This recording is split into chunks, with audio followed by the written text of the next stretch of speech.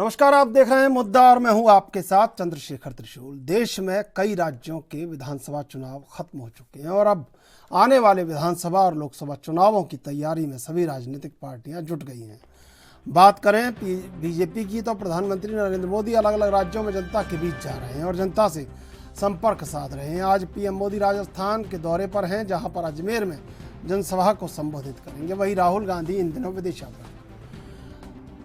2024 के चुनावों में बात विपक्षी एकता की भी हो रही है। नीतीश कुमार कई विपक्षी दलों से मुलाकात कर चुके हैं, जिससे 2024 के चुनावों में बीजेपी के किले को भेदा जा सके। अब देखना यह होगा कि पीएम मोदी राज्यों का दौरा कर 2024 की रणनीति तैयार कर पाएंगे या फिर कांग्रेस विदेश जाकर अपनी बयानबाजियों से जनता का ध्यान आकर्षित कर पाएगी।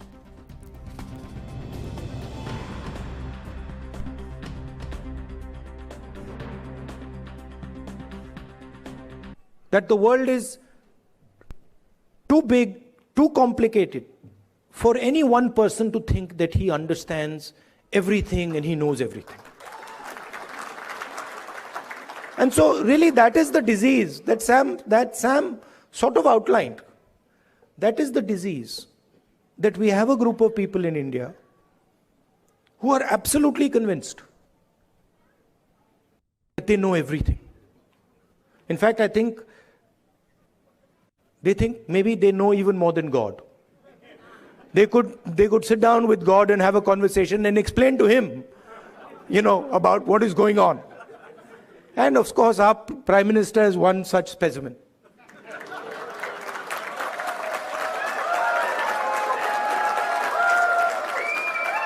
I think if you sat Modi ji down next to God, Modi ji would start explaining to God how the universe works. Right? Yes, and God would get confused that what have I created? So these are funny things, but really this is what is going on. We have a group of people, who understand everything. They can speak to scientists and explain science to them. They can, speak to historians and explain history to them. They can explain, warfare to the army, flying to the Air Force, whatever they want they can, And at the heart of it is mediocrity. That they actually don't understand anything. Because in life, you cannot understand anything if you're not ready to listen. There's something, the biggest lesson I learned from Bharat Chodo. तो राहुल गांधी पूरा अपना वहाँ पर America में जाकर, जिसको कहते हैं कि पूरी विचार उन्होंने रखा, और उन्होंने जो विचार रखा, लगातार बीजेपी यहाँ पर विरोध कर रही है और बीजेपी इस बारे में कह रही है कि उनको अपमान करने की आदत हो गई विदेश में जाके। अब हालांकि कांग्रेस भी कहती है कि अपमान कौन करता है और कौन नहीं करता है, ये जनता को समझने की और जानने की ज़रूरत है। लेकिन इसका सही पक्ष ये भी हो सकता है कि विदेशी धरती पर जाकर सिर्फ भारत की ही संभावनाओं और भारत की विकास यात्रा के बारे में बात की जाए। ना तो सत्ता और ना विपक्ष, दोनों को इस पर संयम बरतना चाहिए कि वहाँ भारत की एकता, अखंडता और भारत की जो एक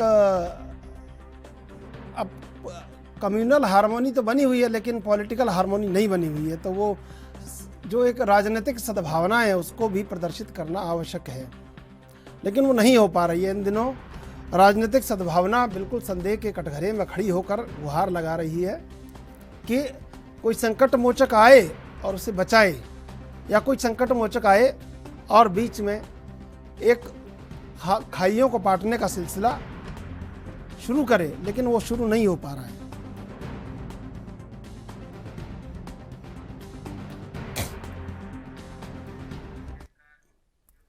इसी मुद्दे पर चर्चा करेंगे। 3 मेहमान हमारे साथ मौजूद हैं। वरुण मेहता, नेता कांग्रेस; आनंद त्रिपाठी, राजनीतिक विश्लेषक; इंद्रजीत सिंह, प्रवक्ता बीजेपी। आप तीनों का स्वागत है एनबी न्यूज पर।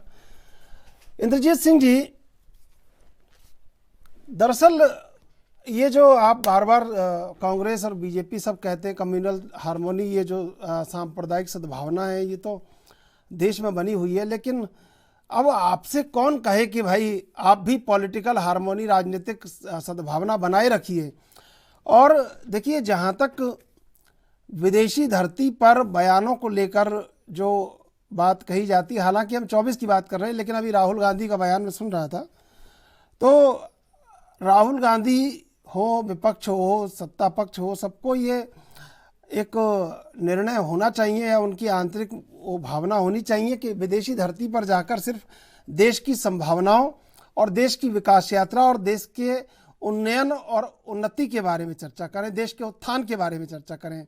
लेकिन हो क्या रहा है वर्तमान में, और पीछे इसमें कोई नहीं है कि छींटाकशी जमकर हो रही है, देश में भी और देश के बाहर भी। तो एक तो सबसे बड़ी बात ये भी है कि छींटाकशी होती है, वो तो ठीक है, लेकिन चुनाव जैसे ही आते हैं, अब मान लीजिए अभी मध्य प्रदेश, राजस्थान और छत्तीसगढ़ और तेलंगाना में चुनाव हैं, विधानसभा के चुनाव होने हैं, तो उन राज्यों में उन राज्यों के नेताओं की, कांग्रेस के, बीजेपी के दोनों नेता सम्मिलित होंगे, और जहाँ पे अन्य दल हैं, छोटे छोटे छत्रप हैं, वो भी, तो वहाँ पर छींटाकशी इतनी बढ़ जाएगी कि वो गाली गलौच में तब्दील हो जाएगी। तो सही मायनों में यही तैयारी है 24 की, यही तैयारी है राजनीति के उत्थान की, यही तैयारी है भारतीय लोकतंत्र में चुनाव की। तो अगर ये है तो निश्चित रूप से इसे परिवर्तित किया जाना चाहिए, जिम्मेदारी सबकी है। कैसे परिवर्तित करेंगे और क्यों करना आवश्यक है? क्योंकि जनता को कहीं ना कहीं ये लगता है कि राजनेताओं को जिम्मेदार होना चाहिए और राजनीतिक दलों को ये जिम्मेदारी उठानी चाहिए कि बजाय छींटाकशी, गाली गलौच और तीखे बयानों के चर्चा सार्थक विषयों पर हो, विकास यात्रा पर हो, और जो घोषणा पत्र हैं उन पर चर्चा हो। जो वाजिब वजह है वो ये है। इंद्रजीत जी।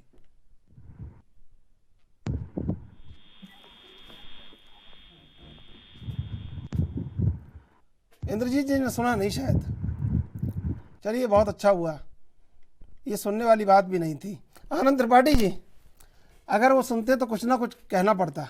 आप बताइए, वाजिब नहीं है कि चुनाव के घोषणा पत्रों पर चर्चा हो कि हमने 5 साल पहले ये कहा था, ये किया और ये नहीं किया, लेकिन गाली गलौच और इस हद की बेशर्म भाषा जिसका राजनीति या लोकतंत्र से कोई सरोकार नहीं है, उसका भी इस्तेमाल होता है। विषकन्या, जहरीला शराब, बताइए आप लोग सोचते क्या होंगे इनके बारे में?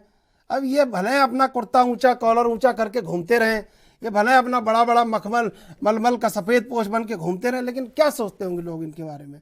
लोग धिक्कारते होंगे कि ऐसी भाषा इस्तेमाल करने वाले और इनको समर्थन करने वाले दोनों लोग जायज़ नहीं है।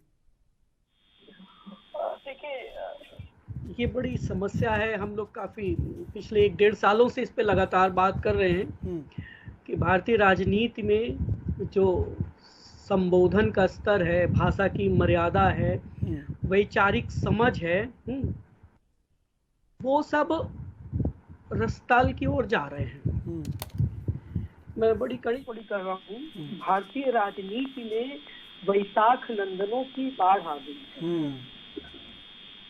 और वो वैशाख नंदन ही सब कुछ तय कर रहे हैं। भाषा क्या होगी, विचार क्या होगा, मुद्दे क्या होंगे, ये राजनीति के वैशाख नंदन तय कर रहे थे।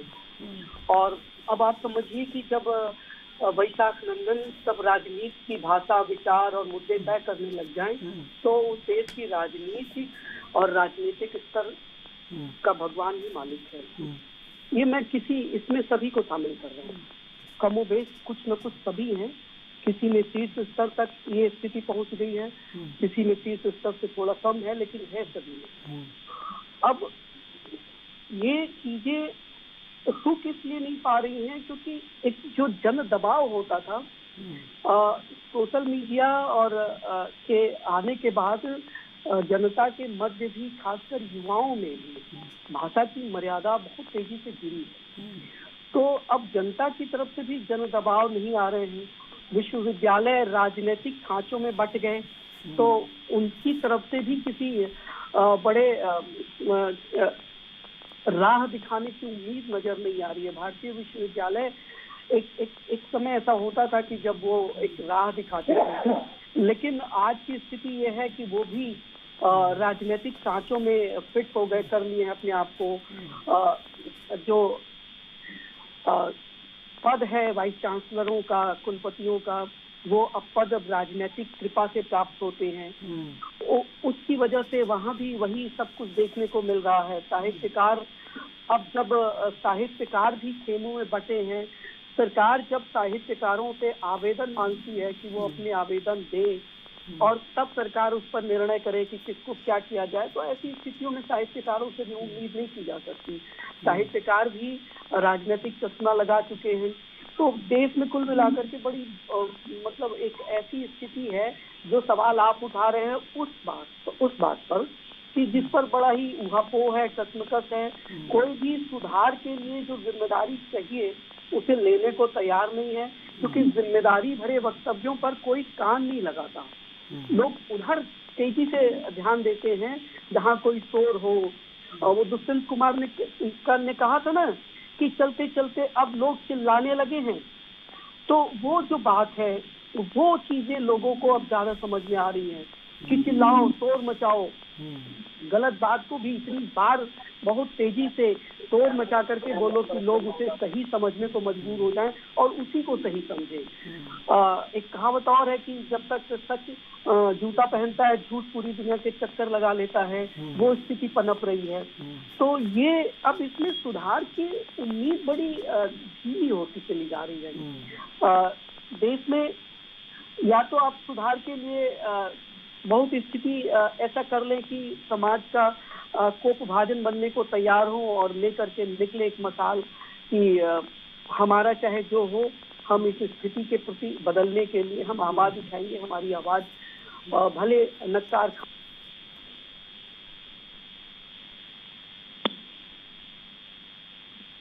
सोचते हैं कि अगर लोग अमर्यादित भाषा पर ज्यादा तालियां बजती हैं तो तालियां बजवाइए, तालियां महत्वपूर्ण हो गई हैं। वो एक बड़ी समस्या है भारतीय राजनीति में। तो इसके लिए चिंतनीय स्थिति है।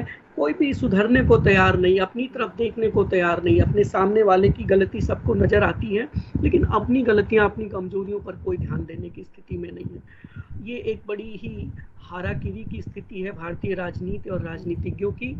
अब इससे मीडिया के लिए एक उम्मीद है कि मीडिया इस पे कुछ करे, लेकिन नहीं, वहाँ कुछ होने वाला नहीं है। वहाँ तो वहाँ भी यही चल रहा है भाई, आजकल का आनंद जी, वहाँ भी यही चल रहा है। वो वहाँ भी है मीडिया ने, वो भी बाजारवाद की तरफ ज्यादा बढ़ रहा है और समाजवाद की तरफ उसका भी रास्ता कमजोर। समाजवाद से मतलब हम राजनीतिक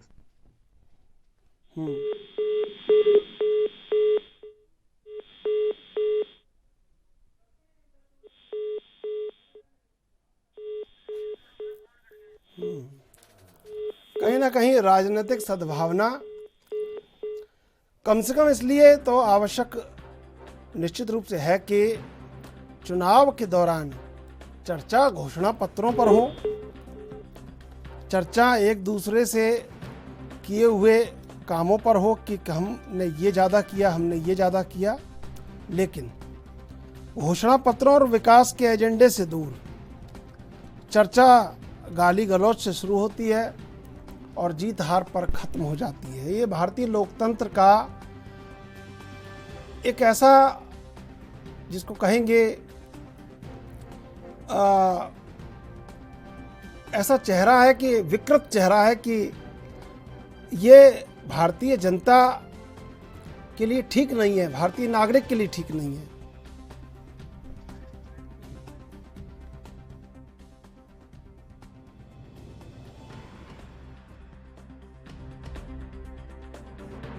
हमारा महासंपर्क अभियान 30 मई से 30 जून तक चल रहा है और हमारे कार्यक्रम, जिस दिन कार्य समिति हम लोग की हो रही थी उसी दिन हम लोगों ने आपको बताया था कि देश के यशस्वी प्रधानमंत्री जी से हम लोगों ने आग्रह किया है कि बिहार का दौरा आप करें और इस महासंपर्क अभियान में लगभग सहमति हमें प्राप्त हुई है कि उनका मिलेगा। अब डेट फिक्स होता है तो मैं बताऊंगा। जून में एक संभावना है सर आने की, जून महीने में। अब तो 30 जून तक ही हमारा कार्यक्रम है ना, तो इसी बीच में उनका कार्यक्रम लगभग तय होगा। मिसाल बना रहे हैं और महागठबंधन के लोग इसको 9 साल बुरा है, कोई 9। अब देखिए, अब स्वाभाविक है कुछ रोने वाले लोग होते हैं, रुदाली टाइप का राजस्थान में कंसेप्ट है। कुछ लोग रोने वाले होते हैं, रोने दीजिए, उससे क्या फर्क पड़ता है। कि आप समझिए कि बिहार के बजट का 76% भारत सरकार के नरेंद्र मोदी जी देते हैं और तब ये रोते हैं।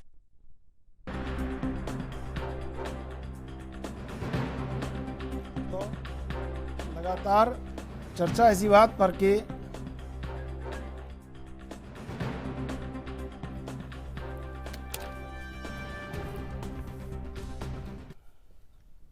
तो इंद्रजीत जी, दरअसल चर्चा ये हो रही थी, जब आप यूँ कह रहे थे आवाज़ नहीं आ रही, आवाज़ तो नहीं आ रही होगी लेकिन अब आ रही है तो सुनिए। चर्चा दरअसल ये हो रही है कि 24 आ रहा है और 23 में 4 राज्यों में चुनाव है, और होता ये है कि चुनाव आते हैं तो आपकी जो चुनावी तैयारी है उसमें ये देखने को मिलता है। मैं भाजपा से नहीं कह रहा हूँ, भाजपा, कांग्रेस, तमाम राजनीतिक दल कि छीटाकशी होती है धीरे धीरे, और छीटाकशी गाली गलौच में तब्दील हो जाती है, और उसके बाद निर्णय जो होता है वो हार जीत से होता है। तो उसमें कहीं ये चर्चा नहीं होती कि घोषणा पत्रों में क्या हमने कहा था, ये चर्चा नहीं होती कि हमने क्या काम ज़्यादा किया, आपने क्या कम किया। तो ये सकारात्मक लोकतंत्र भारत में होना चाहिए कि नहीं होना चाहिए कि इन जो विषय हैं इनका कोई स्थान नहीं हो, और स्थान ये हो कि घोषणा पत्रों पर चर्चा हो, जनता के मुद्दों पर चर्चा हो, और ऐसी चर्चा को बिल्कुल जनता से कहा जाए आप ही निर्णय कर लीजिए, हम इस पर कुछ नहीं बोलेंगे। आपने बड़ा ही अच्छा सवाल लिया है और बहुत ही विचारणीय है कि आज राजनीति में हमारी में कितनी दूषितता बढ़ती जा रही है। भारतीय जनता पार्टी ने, आपने देखा होगा कि कभी भी जो है ना राष्ट्रवाद से हटके कोई बात नहीं की है, और हमारे कोई भी प्रवक्ता आपने देखे होंगे आते हैं तो वो राष्ट्रवाद की, जनता के हितों की बात, एक सिद्धांत की बात और संविधान में रह के बात करते हैं। यही आप अन्य पार्टियों से अगर उम्मीद करें तो कतई नहीं है। आप देखना, कांग्रेस का कोई भी प्रवक्ता बैठेगा, सबसे पहले बीजेपी के प्रवक्ता को गाली देने की, इन्हें शर्म नहीं आती, इस तरह के शब्द यूज करता है। तो बिल्कुल ये आज मर्यादा बिल्कुल छोड़ चुके हैं, इनके अंदर सिद्धांत कोई बचे नहीं है, संविधान में ये विश्वास नहीं कर रहे, जाति धर्म की राजनीति कर रहे, और जबकि इतनी पुरानी पार्टियां हैं। मैं यार दूसरी पार्टियां हैं वो तो क्षेत्रीय पार्टियां, उनसे अगर इस तरह की कोई उम्मीद करें तो वो मुझे नहीं लगता है कि वो इसमें कहीं से कहीं नजदीक भी आती। अरे कांग्रेस सबसे पुरानी पार्टी, आज कुछ के कोई सिद्धांत ही नहीं बचे। मैंने बार बार आप देखा होगा डिबेट में एक ही बात कही है कि कांग्रेस के पास आज ना नेता है और ना नीति है। आज कुछ बचे हैं तो कुछ चाटुकार बचे हैं जो सोचते हैं कि बीजेपी के नेताओं को जितनी गाली देंगे उतने ही अच्छा मुझे पार्टी में पद मिलेगा। तो ये सिद्धांत जब बन जाते हैं तो उनके अंदर मर्यादा, ये चीजें रहती नहीं है, संविधान में रहकर वो बात नहीं करते। आप देखिए दिल्ली में 2 दिन पहले एक नाबालिग लड़की का किस तरह से उसकी निर्भय हत्या करी गई है, 40 चाकुओं से उसे गोदा गया है, फिर भी उसका जो है ना मन नहीं पसीजा तो पत्थर उठा के उसके सर पे पटक पटक के उसका चेहरा बिगाड़ दिया। और उसके ऊपर ना तो राहुल गांधी बोले अभी तक, ना सोनिया गांधी बोली है, और ना कांग्रेस में से कोई एक भी बोला है। और ये ही अगर मारने वाला कोई हिंदू धर्म से होता तो आज दिल्ली में तांडव कर रही होती पार्टियां। जो आंदोलन कर रहे हैं पहलवान, उनके आंदोलन में तो ये सब पहुंच गए। ममता भी समर्थन कर रही है, कांग्रेस उनके पूर्ण रूप से उन्हें साथ दे रही है, सब पार्टियां दे रही है, केजरीवाल भी बोल रहे हैं। मगर आज जो कल जिस लड़की का मर्डर हुआ है उसके विषय में ना अभी तक केजरीवाल बोले हैं, न कांग्रेस बोली है, न कोई ट्वीट आया है कांग्रेस की तरफ से, न अन्य पार्टियां बोली है, क्योंकि मारने वाला एक मुस्लिम समाज से है और मरने वाली एक हिंदू लड़की है। मैं आपकी जानकारी में यहाँ सुधार करना चाहूंगा। आर्थिक सहायता का ऐलान किया है आम आदमी पार्टी ने दिल्ली में, और जो उनको जो भी कानूनी सहायता है उसके लिए खुद बढ़कर बोला है कि ये होना चाहिए कि इसकी जांच हो और इस पर कहीं ना कहीं बड़ा एक्शन लिया जाए। ये सब बात कही है क्योंकि ये कल खबर थी। जब से उन्होंने कहा है, ये बयान उनका तब आया है जब उस पर हो हंगामा, मौत बचा है। सरकार दिल्ली में आम आदमी पार्टी की, कोई दूसरी सरकार नहीं है। पुलिस तो इनका एक जो है ना, पुलिस तो आपकी है, पुलिस हमारी, तो पुलिस ने, आप देखिए यही तो बात है, सरकार पुलिस हमारी है, पुलिस ने हत्या कर दी है। 24 घंटे के अंदर पुलिस ने आरोपी को जो है ना अरेस्ट कर लिया। यही अगर पुलिस हमारी नहीं होती ना तो अभी तक आरोपी का पता नहीं होता। अच्छा, जैसे ये आपने कैसे पंजाब होता में है? देखा था। ये कैसे होता है इंद्रजीत जी? पुलिस जब उनकी होती है तो बेईमान हो जाती है, आपकी होती है तो ईमानदार हो जाती है। ये वर्दी के अंदर भी कोई राजनीतिक कार्यकर्ता छुपे हुए हैं क्या? चंद्रशेखर जी, बहुत अच्छी बात आपने कही। आप देखिए ना, अभी एक इसका जैसे वो कह रहे थे समर्थक जैसे वो कह रहे थे वहां पे डीके शिव कुमार कि ये बीजेपी के कार्यकर्ता की तरह आचरण करते हैं, प्रवीण सुध जो कि सीबीआई के डायरेक्टर हो गए, और आपने इतनी जल्दबाजी की, जैसे ही चुनाव परिणाम आया एक दिन बाद ही बना दिया। क्या पता कि अगर ये ले उड़े तो मामला और गड़बड़ हो जाएगा। अब आप ही जानते होंगे बेहतर तरीके से। चंद्रशेखर जी, आपने पुलिस की बात करी, आपने देखा होगा कि एक आतंकी पंजाब में 2 महीने तक घूमता रहा, चैलेंज करता रहा, और इनकी पुलिस को उसके फोटोज मिल रहे थे कि आज इस रोड पे चला है, आज टेम्पू में बैठा है, आज ट्रैक्टर में बैठा है, ये सब कुछ मिल रहा था इनकी पुलिस को, मगर गिरफ्तार नहीं कर पा रही थी। 2 महीने तक उसको गिरफ्तार नहीं कर पाया। एनआईए भी लगी हुई थी। इसी तरह से ये पुलिस के अंदर होती। श्रीमान इंद्रजीत जी एनआईए भी लगी हुई थी। आप कैसे भूल जाते हैं ये बात? मुझे कहना पड़ता है ये बात। एनआईए भी लगी हुई थी। बिल्कुल एनआईए लगी थी, मगर सबसे बड़ा दायित्व तो लोकल पुलिस का बनता है। जो वहाँ की स्थानीय पुलिस होती है उसका बहुत बड़ा दायित्व बनता है इसमें। एनआईए तो उनके साथ में लगी है। आप एनआईए के साथ कंधे से मिलकर काम करिए, मगर जब आपकी मंशा ही नहीं है किसी को पकड़ने की, न्याय दिलाने की, तो आप नहीं दिला सकते हो। वही मैं कह रहा हूँ। अगर दिल्ली तो मैं ये पूरी उम्मीद करूं जो आपने चर्चा की है, जो मेरे सवाल पर जो आपने कहा जवाब है कि ये कुछ होने वाला नहीं है, वही छींटाकशी गाली गलौच होगी और जीत हार से निर्णय होगा। और बीजेपी तो ऐसा करती नहीं है, करते तो बाकी लोग हैं। राजनीतिक पार्टियों का आज इतना स्तर गिर चुका है, उसका मुख्य कारण है आज जितनी भी पार्टियां। अच्छा, ये वासन गौड़ा यत्नाल जो बीजेपी के विधायक हैं, उन्होंने कहा कि सोनिया गांधी के बारे में वो विषकन्या हैं, तो ये बीजेपी के ही विधायक थे। आपने देखा होगा वहां मोदी जी के लिए क्या क्या कहा गया है। अरे सर, मैं आपसे पूछ रहा हूँ सुधार आपके भीतर कैसे होगा? वो तो करें ना करें, आप तो राष्ट्रवादी पार्टी हैं, आप तो जिम्मेदार पार्टी हैं, आप तो एक बड़ा परिवार है। आप जो ऊपर से कहेंगे वो नीचे भी होगा।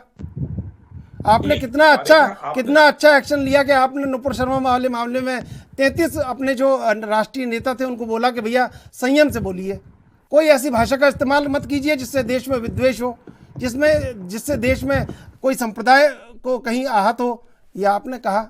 लेकिन असर क्या हुआ? प्रधानमंत्री बोले कि मुसलमानों के खिलाफ नहीं बोलना है, 2 दिन बाद हेमंत बिश्व शर्मा बोल गए, क्योंकि उनका गुणवत्ता वाला जो माल है वो आपने उठा लिया है कांग्रेस का। चंद्रशेखर जी, आपने देखा होगा कि प्रधानमंत्री को बार बार गालियां दी गई हैं, और वो भी उनके सुप्रीमो बार नहीं, 91 बार का डेटा अभी तक आया है। बार नहीं दी गई है, 91 बार दी गई है। आप स्पष्ट बोला कीजिए। मैं वही कह रहा हूं कि इनकी तरफ से हमारे प्रधानमंत्री देश के, मैं नहीं कहता वो देश के प्रधानमंत्री है, क्योंकि अंतरराष्ट्रीय प्लेटफॉर्म पे भी आज वो देश का सम्मान बढ़ा रहे हैं, मगर इनकी तरफ से प्रधानमंत्री को गाली दी जाती।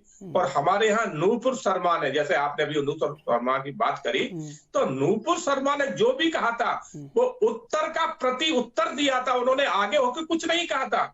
फिर भी पार्टी ने एक्शन लिया कि फिर क्यों एक्शन लिया? अगर आप हिंदुत्व के एजेंडे पर हैं, अगर आप कह रहे हैं प्रति उत्तर दिया बीजेपी के प्रवक्ता यहाँ बैठ के, तो निकाला क्यों बाहर?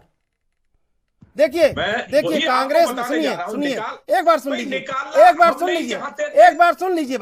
सुन लीजिए। केसी वेणुगोपाल ने, कांग्रेस ने इस बात को स्वीकार किया, हम आम आदमी पार्टी का समर्थन करेंगे। उनके यहाँ ये है कि नवजोत सिद्धू, उनके यहाँ राजस्थान से, उनके यहाँ दिल्ली से संदीप दीक्षित, अजय माकन, उन्होंने बोला कि नहीं हम इस पर समर्थन नहीं करेंगे। उनके यहाँ ये हो रहा है। अब आपके यहाँ ये हो रहा है कि आप कह रहे हैं प्रति उत्तर है, लेकिन बाहर निकाले दे रहे हैं। अब ऐसे में 2 चेहरे सामने आते हैं। मैं आपके पास आऊँगा। वरुण मेहता जी, क्या लगता है कि 24 में या चुनावों में ये जो छींटाकशी, गाली गलौच और जो गंदी भाषा, गंदी टिप्पणियां होती हैं, बजाय घोषणा पत्रों पर चर्चा करने के नहीं होना चाहिए, घोषणा पत्रों पर चर्चा होनी चाहिए? देखिए, कांग्रेस पार्टी ने 2019 में भी कहा था हमने कि 2014 के चुनावों में जब देश के प्रधानमंत्री नरेंद्र मोदी गुजरात के मुख्यमंत्री से में घूम घूम के इन्होंने बड़ा भ्रामक प्रचार किया कि हम हर वर्ष 2 करोड़ नौकरियां देंगे, हर एक के खाते में 15 लाख आएंगे, बड़ा कुछ इन्होंने बोल दिया। जो जो ना पूरा होने योग्य था वो भी इन्होंने बोल दिया। कांग्रेस पार्टी ने 2019 के चुनावों में कहा कि पहले जनता को ये बताएं कि 2014 के घोषणा पत्र में इन्होंने जो बोला था उसमें से कितनी बातें पूरी की गई हैं और कितनी बातें अभी रहती हैं। लेकिन भाजपा ने हमेशा ही धर्म आधारित राजनीति की है या मुद्दों से भटकाने की कोशिश की है। इन्हें पता था कि जनता की अदालत में जाके ये 2014 के घोषणा पत्र को लेके कोई भी बात सार्थक तौर पे नहीं कह सकते। और जहां तक असंसदीय भाषा की बात आती है, आप देखिए इसकी भाषा लिखता है ज्यादातर इन लोगों का काम है। आपके कांग्रेस के राष्ट्रीय अध्यक्ष ने जहरीला साहब कहा कर्नाटक के चुनाव में, समझ लीजिए आप बात को, आप है ना किसी बात को स्वीकार करना सीखिए। यही बात मैं इंद्रजीत जी से कह रहा था, यही बात आपसे कह रहा हूँ। आप ये एक दूसरे के ऊपर टोपी उछालना छोड़ दीजिए। ये जिम्मेदारी है आप राजनीतिक दलों की कि भाषा का संयम हो। और आप देश के दो मुख्य प्रमुख दल बैठे हैं, एक बीजेपी बैठी है, कांग्रेस बैठी है, आपकी ज्यादा जिम्मेदारी बनती है। देखिए, मैं हमेशा इस बात को, मैं आपके चैनल पे जहां पूरा देश इस समय जनता देख रही है, मैं इस बात को बड़ी उसमें हकीकत में कहना चाहता हूं कि जहां पे हमारे कुछ नेताओं की गलती है उसको भी स्वीकार करना चाहिए, ठीक है ना। क्योंकि जनता एक उम्मीद के साथ देखती है। अगर जनता ने 2014 से 2014 तक डॉक्टर मनमोहन सिंह जी के योग्य नेतृत्व में कांग्रेस को सत्ता सौंपी थी, तो 2014 से लेके अभी तक नरेंद्र मोदी जी के नेतृत्व में सरकार चल रही है जो भाजपा को सत्ता सौंपी है। वो जनता ने कुछ बातों को देख के इनको वोट दिया, कुछ बातों को देख के कांग्रेस को वोट दिया था। अगर आज घटिया स्तर की राजनीति चलेगी तो जनता भी कहीं ना कहीं फंसोपेश में रहती है। जनता का विश्वास इन राजनीतिक दलों से टूट जाएगा। हम खुद चाहते हैं कि मुद्दों पे आधारित बात होनी चाहिए ताकि जनता सही गलत का फैसला कर सके। सिर्फ मुद्दों से भटकाने के पे छीटाकशी नहीं करनी चाहिए। मैं इस बात की कड़े शब्दों में निंदा करता हूं, लेकिन हमें ये भूलना नहीं चाहिए कि जितने भाजपा नेता या भाजपा के प्रवक्ता हैं उन्हें कांग्रेस फोबिया है। वो जनता को ये नहीं बता सकते कि हमने 2014 से लेके अभी तक क्या कार्य किए हैं या 2019 में सरकार बनने के बाद क्या किया है। जब भी देखो उनके पास एक ही बात होती है कि कांग्रेस के खिलाफ दुष्प्रचार करना या राहुल गांधी जी के खिलाफ दुष्प्रचार करना। अगर आप जनता को बताओ आपने क्या किया, जनता फैसला करेगी। अगर कांग्रेस ने कुछ गलतियां की थी तभी जनता ने 2014 में कांग्रेस को सत्ता से बाहर किया था। अब तो उन गलतियों की बजाय आप अपनी उपलब्धि बताइए ना, क्या की थी जनता ने, उन्हें सत्ता से बाहर कर दिया। हम इस बात को कबूल करते हैं, जनता ने 2 बार अगर हमें सरकार से बाहर किया है, कहीं ना कहीं हमारी गलतियां रही होगी, हमारी कमियां रही होगी, हमारे नेताओं की ऐसी बयानबाजी हुई होगी जो जनता ने नहीं पसंद की। आज ठीक है, वो जल्दी से अपनी बात रख दीजिए इंद्रजीत जी, फिर मैं पूछूंगा आनंद जी। 21वीं सदी में देश के युवाओं को बताना पड़ेगा कि उनकी चिंता किसके पास बढ़िया प्लान है। सिर्फ बातों में 2050 का भारत नहीं दिखा सकते, हकीकत में हमें दिखाना पड़ेगा हम उन युवाओं के लिए ऐसी कौन सी पॉलिसी लेके आ रहे हैं जिससे उनका युवाओं का भविष्य उज्जवल हो सके। ठीक है, इंद्रजीत जी कुछ कहना चाह रहे हैं, आप कह दीजिए, फिर मैं विश्लेषण करवाऊंगा कि आपकी इच्छा शक्ति और उनकी इच्छा शक्ति कितनी प्रबल दिख रही है इन विचारों को लेकर कि घोषणा पत्रों पर चर्चा हो, जायज बातों पर चर्चा हो। बहुत अच्छी बात है, बिल्कुल घोषणा पत्र पे चर्चा होना चाहिए, राष्ट्रवाद पे चर्चा होना चाहिए, जाति विशेष पे चर्चा बिल्कुल नहीं होना चाहिए। जिस तरह से इन्होंने कहा कि कांग्रेस फोबिया, अरे जनाब हमें कांग्रेस फोबिया क्यों होगा, हमें क्या जरूरत है कांग्रेस फोबिया। कांग्रेस अपने ही फोबिया में खत्म हो चुकी है। आज कांग्रेस है कहाँ, आप उसमें तलवारें चल रही है। राजस्थान में देख लो, 2 नेता आपस में ही लड़ रहे हैं, हाईकमान लगाए समझाने में फिर भी नहीं समझ रहे। तो हमें आपके फोबिया की जरूरत नहीं है। ठीक है, राहुल गांधी को पूरा देश नकार चुका है। अब इन्होंने कहा, मैं दो शब्द में खत्म करूंगा। अब इन्होंने कहा कि आप अपने काम बताइए। जनाब हम वो हैं जो महामारी में सबसे जल्दी पूरे वर्ल्ड में हम सबसे जल्दी और सबसे बेहतरीन वैक्सीन लेके आए थे। आपके राहुल गांधी ने उसका भी विरोध किया था, कहा था ये तो जो मोदी वैक्सीन है, ये तो बीजेपी वैक्सीन है, कोई नहीं लगवाएगा। इसी तरह से अन्य पार्टियों ने किया था। आज हमने हिंदुस्तान में रोडों का जाल बिछाया है। आपने 70 साल में सिंगल रोडें बनाई थी टूटी फूटी। आज हम रेलवे में देखिए वंदे भारत 1 से कच्ची लेके आ रहे हैं। आज हम नए कोच लगवा रहे हैं, नई रेल लाइनें बिछवा रहे हैं। ठीक है, ठीक है, ठीक है, ठीक है, वरुण जी, इंद्रजीत जी, बस हो गया भाई, हो गया वरुण जी, हो गया, सुन लीजिए। लीजिए। आज आप अरे भाई सुन लीजिए, मैं सुन लिया, हो गया, के साथ दिखती सुन लीजिए। आनंद जी, आपने सुना होगा, बीजेपी और कांग्रेस दोनों को सुना होगा, आपको लगा कि कहीं इच्छा शक्ति जो मेरा सवाल है उसके इर्द गिर्द भी आकर ठहरी हो? मैंने पहले भी कहा कि राजनीतिक दलों में, उनके लोगों में, उनके कार्यकर्ताओं में किसी भी प्रकार की इस बात पर बहस ही नहीं है, विचार ही नहीं हो रहा है। जो सवाल आप उठा रहे हैं उस सवाल पर राजनीतिक दलों में विचार नहीं हो रहा है, और विचार ही नहीं हो रहा है तो उस पर आगे चलने या बढ़ने की कोई स्थिति कहाँ से बनेगी।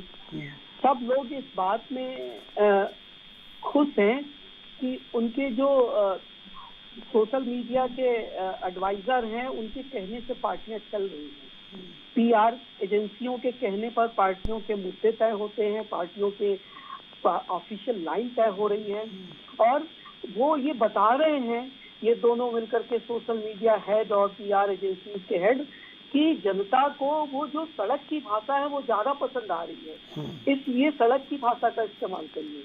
ये आप किसी भी पार्टी में अगर अंदर तक फैक्ट बना करके ये जानने की कोशिश करेंगे तो ये फैक्ट आपको पता चलेगा, और इसलिए नेता सड़क की भाषा का इस्तेमाल ज्यादा कर रहे हैं, क्योंकि उनको पता है कि इस पर ताली आसानी से बटोरी जा सकती है, और जिस भाषा पर ताली बजेगी वो भाषा तो नेताओं को हमेशा से सूट करती आई है, चाहे वो भारत की स्वतंत्रता के बाद से चाहे जो भी नेता हुआ हो, वो कोई गौर करने वाला नहीं है कि जो ताली बजा रहे हैं क्या वो जिस पर ताली बज रही है वो भाषा सही है, उस भाषा के जो मानदंड है वो उचित है, मर्यादापूर्ण है या नहीं, इस पर कोई सोचने वाला नहीं है। ताली या नेताओं की कमजोरी है, और वर्तमान में अमर्यादित भाषा ज्यादा तालियां बटोर रही है, ये एक सत्य की तरह दिख रहा है।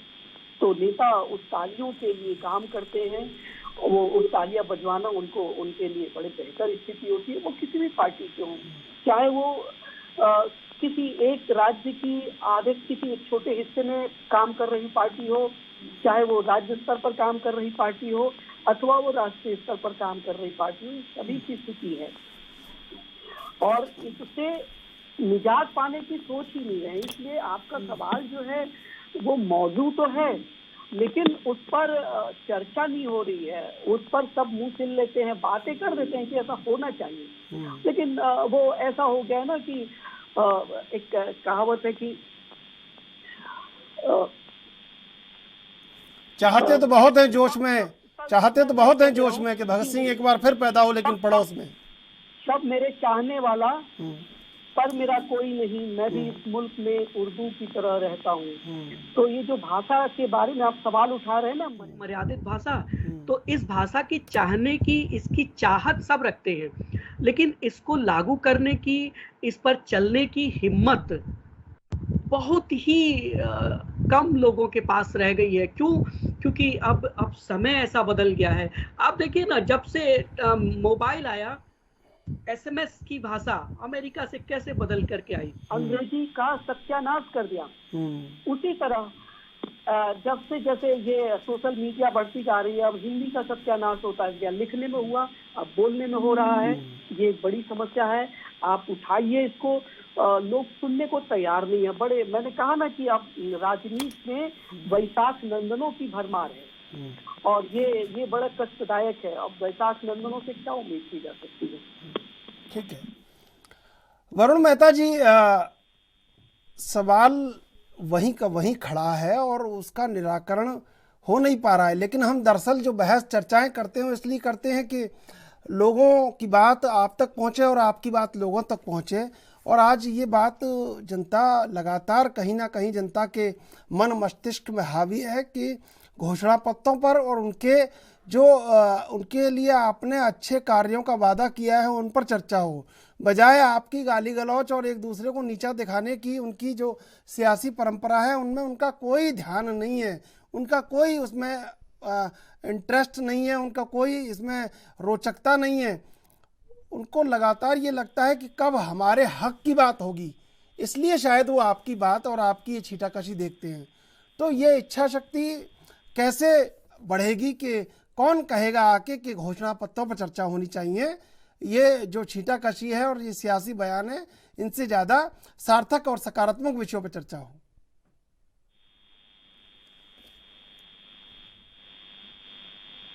वरुण मेहता जी, चलिए इंद्रजीत जी, आवाज मिल रही है आपको मेरी? आ रही है आपकी आवाज आ रही है। तो बोलिए ना, फिर आप क्या इंतजार कर रहे हैं, सोच रहे हैं क्या सच क्या बोलना है, झूठ क्या बोलना है? मेरी बात आपकी बात से बिल्कुल और हमारे विश्लेषक जी की बात से बिल्कुल सहमत हूँ कि जनता को सही मुद्दों पे जनता पे बात होनी चाहिए, ना कि घटिया स्तर की छींटाकशी पे, ठीक है ना। ये सभी राजनीतिक दलों को समझना चाहिए। जहाँ तक उनकी बात आई कि कार्यकर्ताओं की, वाकई देखिए डिजिटल युग में आगे तो बढ़ना चाहिए, लेकिन को अनदेखा करती है। सिर्फ फेसबुक के जरिए चुनाव नहीं लड़े जा सकते, ट्विटर के जरिए चुनाव नहीं लड़े, में खामियां रही हैं, कांग्रेस को उसका भुगतान भी करना पड़ा है। लेकिन अभी हिमाचल प्रदेश पर अगर जनता ने कहीं ना कहीं कांग्रेस की नीतियों को माना या कांग्रेस पे यकीन किया है, तभी कांग्रेस पार्टी को वोट देकर सरकार बनाई है। अगर कांग्रेस की जनता से किए वादों पे खरी नहीं उतरेगी तो वही जनता उखाड़ फेंकेगी। जहां 2024 के चुनावों की बात है, जनता की उम्मीदों पे खरा उसने एक बहुत बड़ा जो टेस्ट है वो कांग्रेस के लिए दिया है।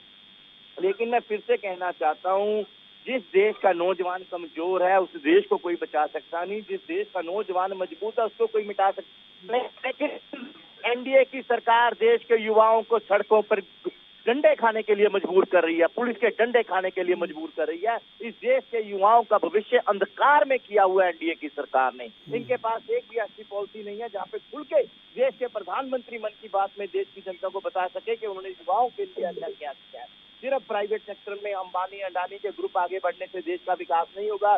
देश का विकास होगा जब देश के आम जन की बात सुनी जाएगी, आम जन को बुनियादी सहूलत मुहैया करवाई जाएगी। देखिए, हमेशा एनडीए के नेता या भाजपा के नेता ये आरोप लगाते हैं कि 70 साल कांग्रेस ने राज किया, क्या किया। इनको भूलना नहीं चाहिए कि पूरे देश में जो इंफ्रास्ट्रक्चर है, जितना सिस्टम खड़ा हुआ है, ये कोई पिछले 9 वर्षों में नहीं खड़ा हुआ। ये कांग्रेस ने जो इतने वर्षों तक राज किया है, ये उसी दृष्टि से विकास हुआ है, उसी सारी बुनियादी सहूलत मुहैया करवाई थी। गांव स्तर तक पहाड़ी राज्यों में फोन टेक्नोलॉजी पहुंची, बिजली टेक्नोलॉजी पहुंची, वो कांग्रेस की नीतियां या कांग्रेस की कार्यशैली थी। आज हम जनता में अगर जाके अपनी कारगुजारी पे वोट मांगेंगे, हम तभी कामयाब हो सकेंगे। अगर हम भी घटिया स्तर की छींटाकशी करेंगे तो जनता हमें उखाड़ फेंकेगी।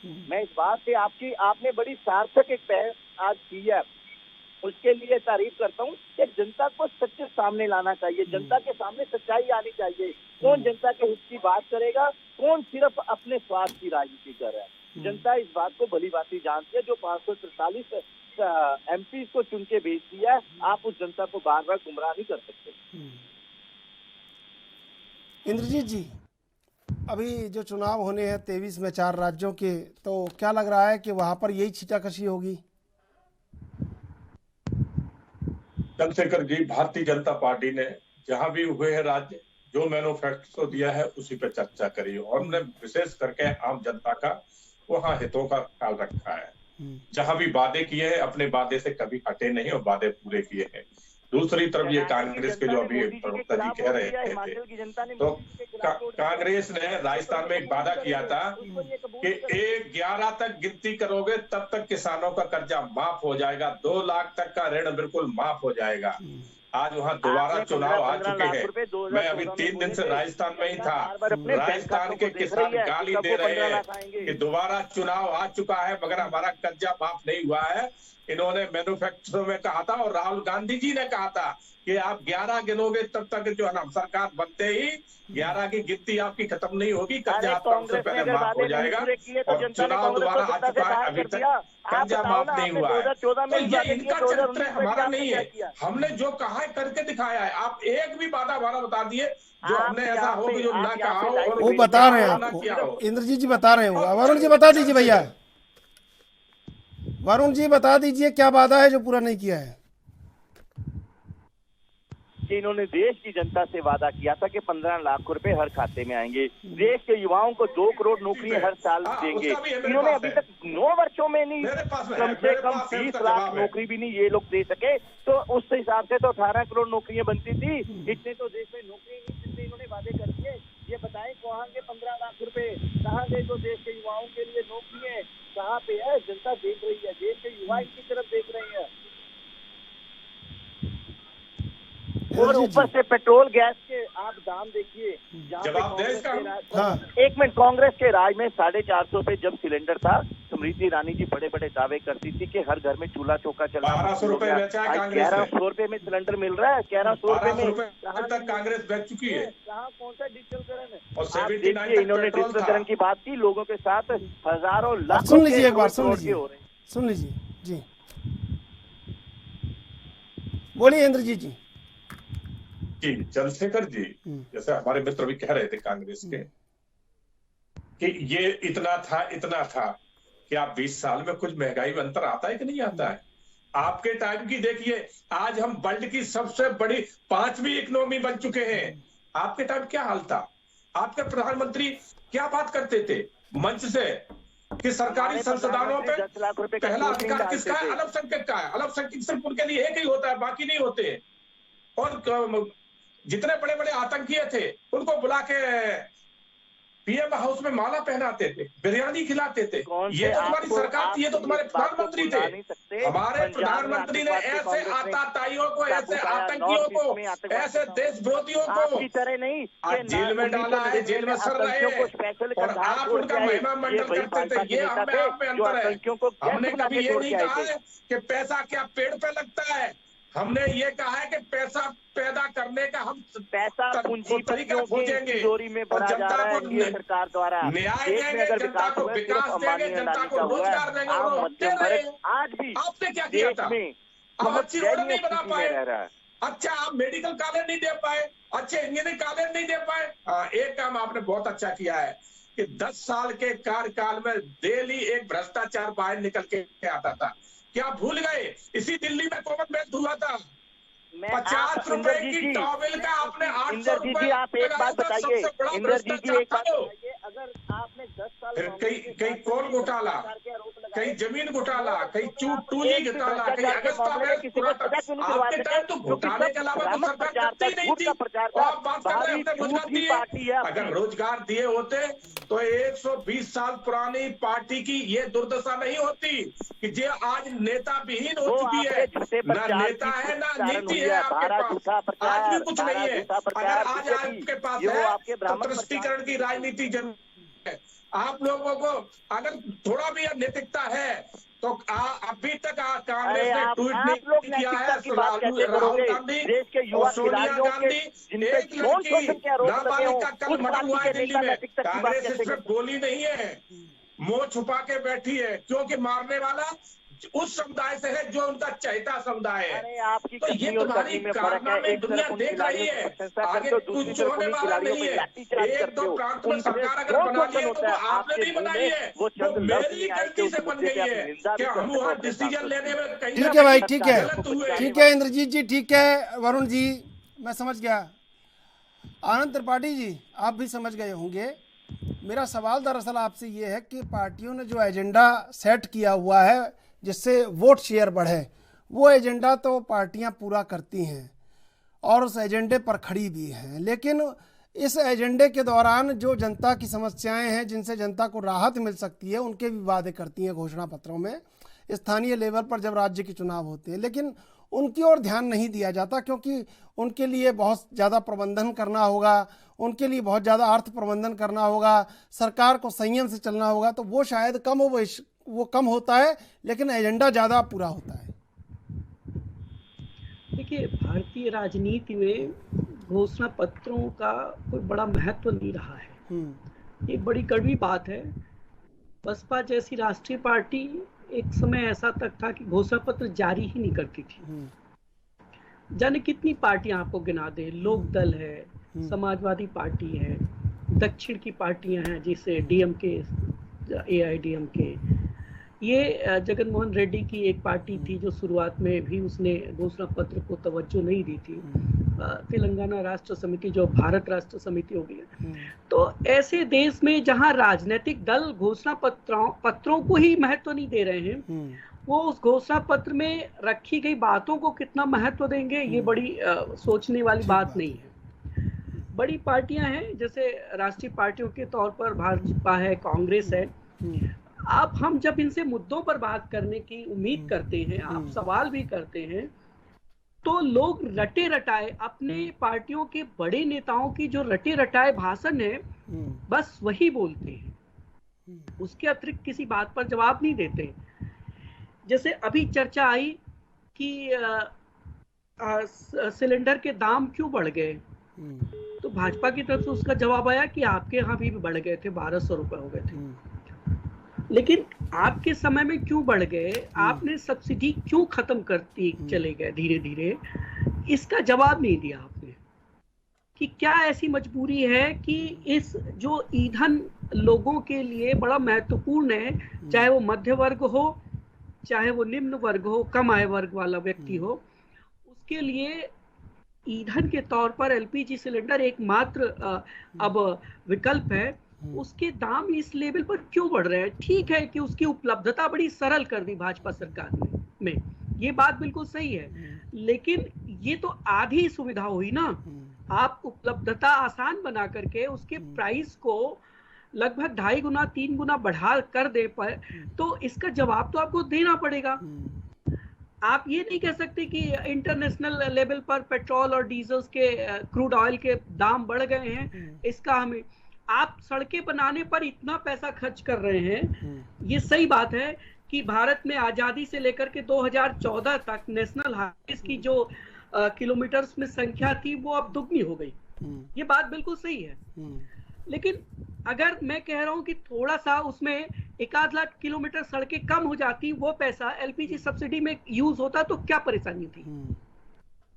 आखिर ये बात सही है, कई सारे एम्स बने। अब जैसे भाजपा प्रवक्ता को पता ही नहीं है वो, या मैं इंद्रजीत जी की बात नहीं कर रहा हूँ, मैं सारे लोगों की, जब कांग्रेस कहती कि क्या कर दिया हमने, सारा इंफ्रास्ट्रक्चर बनाया, अभी कांग्रेस की बात कर रहे थे, तो भाजपा प्रवक्ता के या ज्यादातर लोग जवाब नहीं देते कि 14 तक जो रेलवे लाइन किलोमीटर में थी उससे 2.5 गुना हो गई। एम्स जो थे देश में उससे वो 2.5 गुना की संख्या हो गई। जो क्या नाम से मेडिकल कॉलेजेस थे वो 3 गुना बढ़ गए, इंजीनियरिंग कॉलेज 5 गुना बढ़ गए। कंपनियों की जो कंपनी एयर इंडिया कांग्रेस के जमाने से लेकर के बाकी सभी राज्यों तक घाटे में जा रही थी, बंद करने की स्थिति थी, वो आज सरकार ने किसी प्राइवेट कंसल्ट को दे दिया, आज वो प्रॉफिट में जा रही है। तो बहुत सारी ऐसी बातें हैं जो भाजपा के लोगों को पता ही नहीं है, न कांग्रेस के लोगों को पता है। कांग्रेस ये बात ही नहीं उठा पाती कि जो 2 करोड़ पर आप बात कह के आए थे, आप वो 20 लाख कहते हैं, ये भी गलत है। वो 2 करोड़ का वादा करके आए थे, ये कहते हैं 20 लाख दिया 9 सालों में, ये दोनों गलत है। लेकिन 2 करोड़ पर कायदे से नहीं, एक तो कल 40 करोड़ कह रहे थे भाई आनंद जी, आप भी थे, 40 करोड़ कह रहे थे 2-3 दिन पहले की बात है। तो मैं यही तो कह रहा हूँ, कांग्रेस के लोग घेर सकते हैं इस बात पर कि हर साल 2 करोड़ लोगों को रोजगार का वादा करके आए।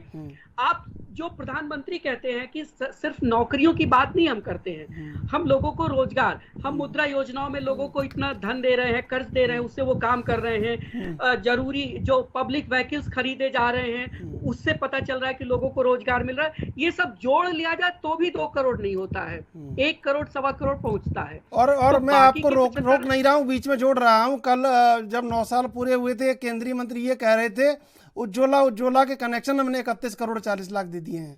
अब आप बताइए क्या ही तो होगा। वो तो वहां तो हमारे पत्रकार साथी जो बैठे थे उनको उसी वक्त उनकी जबान कोई अच्छा कोई बोला भी नहीं उसमें से कि भाई रोक दें। यही तो कह रहा हूँ, मैंने यही तो कहा था थोड़ी देर पहले कि मीडिया हाउसेस से जो उम्मीदें थी वो भी बाजारवाद की वजह से धराशायी हो रही है। मीडिया आज जो बाजारवाद के चंगुल में फंस गई है ना, उससे मीडिया के काम भी वो कॉम्प्रोमाइज हो रहे हैं। तो मैं यही कह रहा, कांग्रेस मुद्दों पर नहीं सरकार को घेरती है।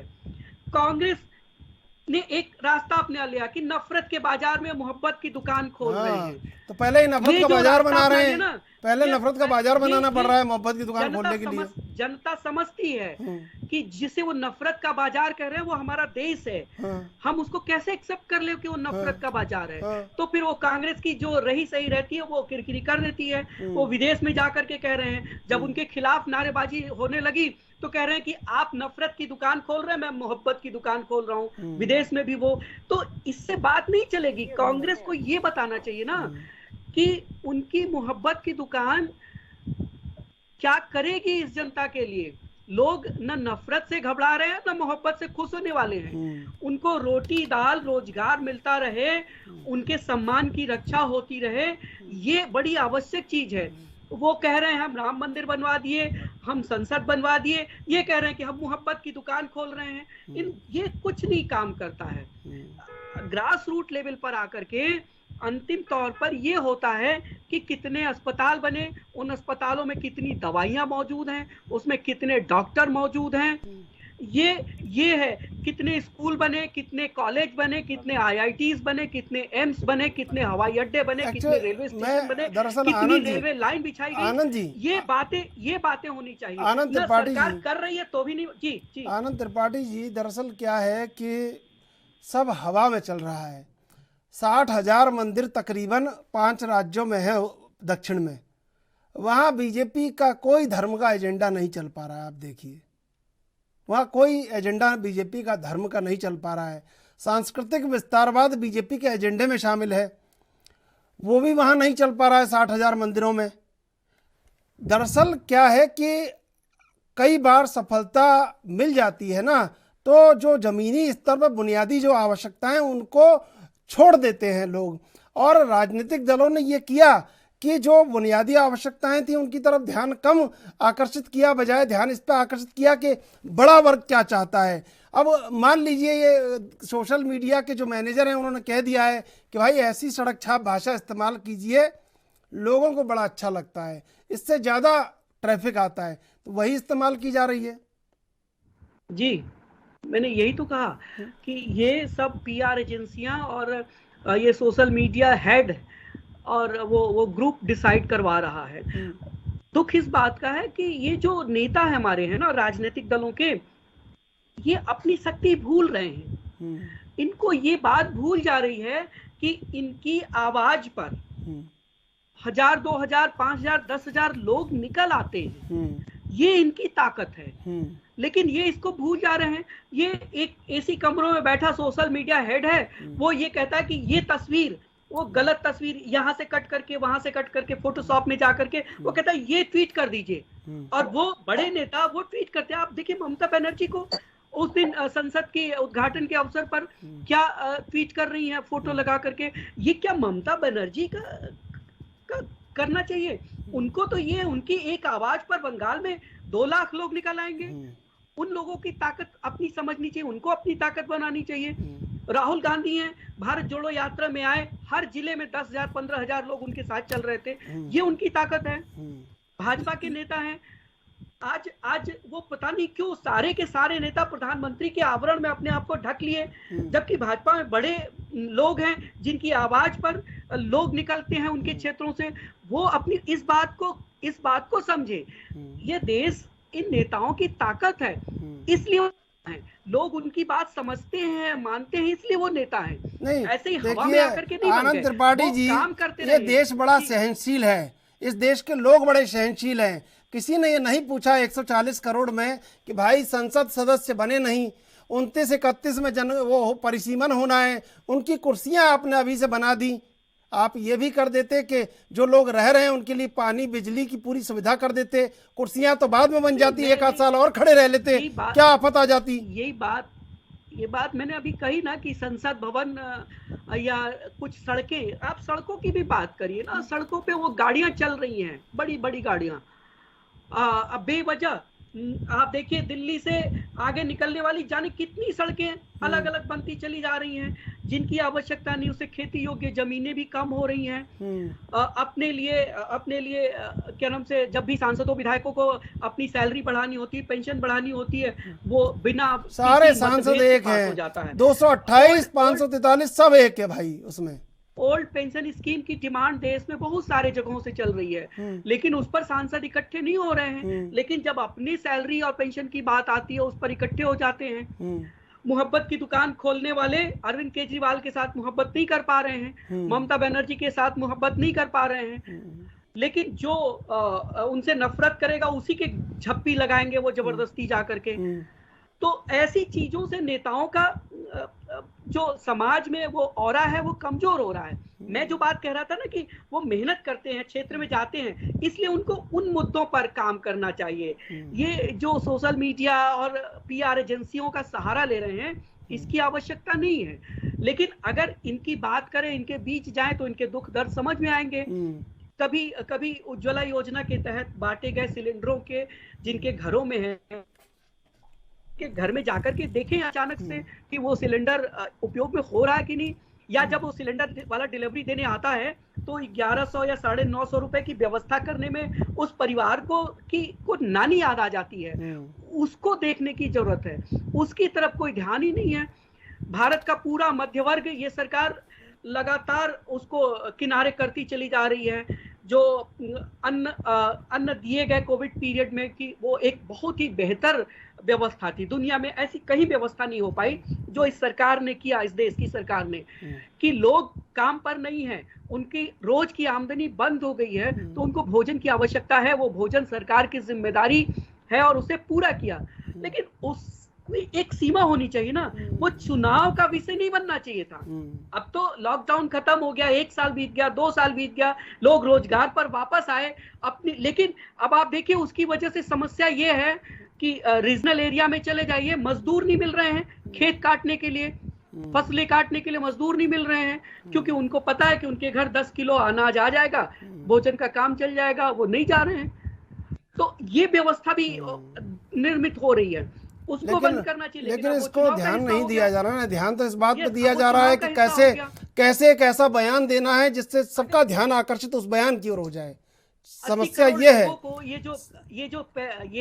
समय समाप्त हो रहा है। आनंद त्रिपाठी जी, इंद्रजीत जी, वरुण मेहता जी, आप तीनों का धन्यवाद डिबेट में जुड़ने के लिए। दरअसल राजनीतिक दलों की इच्छा शक्ति जनता के उन्नयन को लेकर, जनता की उन्नति को लेकर, जनता के उत्थान को लेकर कमज़ोर है और अपने सियासी एजेंडे को लेकर मजबूत है, और शायद यही जनता के लिए बहुत बुरा है। लेकिन इस बुरे को अच्छा करने की कोशिश होनी चाहिए, और अगर ये कोशिश नहीं हुई तो ये लोकतंत्र के लिए विकृति होगा।